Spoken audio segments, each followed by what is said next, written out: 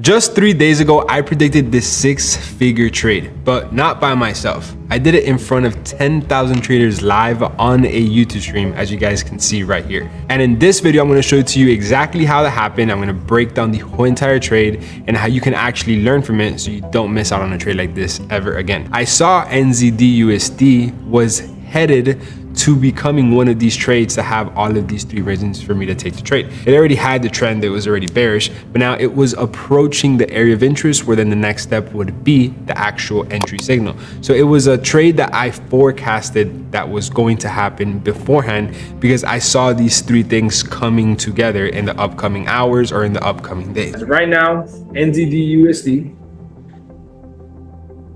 waiting for trade, area of interest, then apply entry signal. This is literally what we are waiting for on NZD/USD.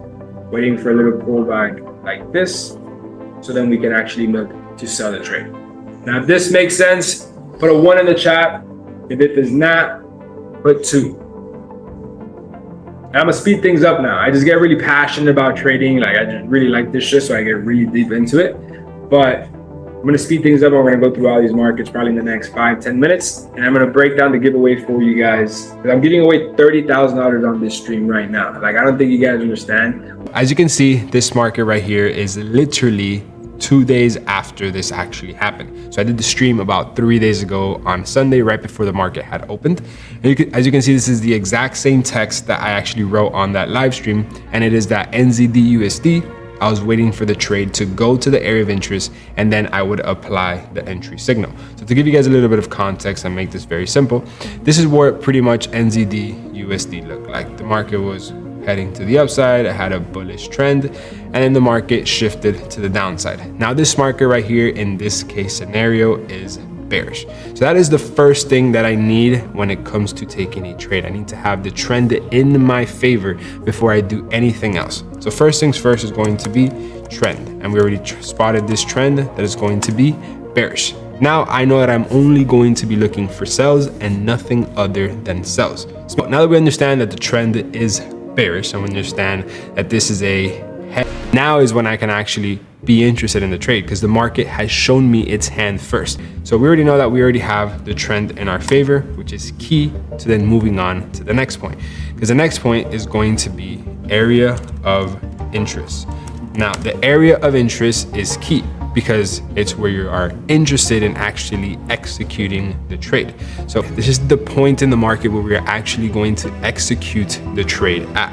And these points are very key because this is pretty much where you're going to have the overall confirmation that the market is going to reverse from this point right here. So we placed our area of interest right around the neckline of the head and shoulders, simply because it's the most valid area and it makes more sense to sell at that point. You want to have an area of interest that has multiple structure taps like this one, 1, 2, 3 structure taps, strong indication that the market is going to reverse from that point. If we come over here and we look at it in this section right here, we can clearly see we have 1, 2, 3. And if I look more left, 4, 5, 6, 7, this market is obviously very well respected at this area of interest.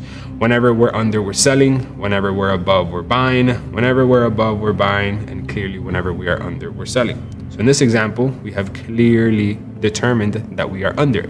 So now for the area of interest, we simply have to let the market go back to this area of interest to then retest it. Because again, the area of interest is where we are going to execute the trade at. If we are not at the area of interest, you do not execute the trade. A big mistake a lot of traders make because they're not patient enough to just wait for the market to get there. So now that we are pretty much on the final step, which is going to be the entry signal. And on the entry signal, you can only take the entry signal at the area of interest. Right here, I literally wrote this down live. I said, waiting for the trade to go to the area of interest, then we apply the entry signal. So we are about to complete step 2, so then we can go on to the 3rd step. So on Sunday, I clearly spotted that the market was on its way to that area of interest, and once it gets to that point, is where then I would apply the entry signal so then I can actually execute the trade. Well, If we go down over here, that is exactly what happened. We go down to the 4 hour just to get a better zoom in and get a better clear understanding of what is going on with this market. And where the market was on Sunday, to give you guys a very direct perspective, was around like this.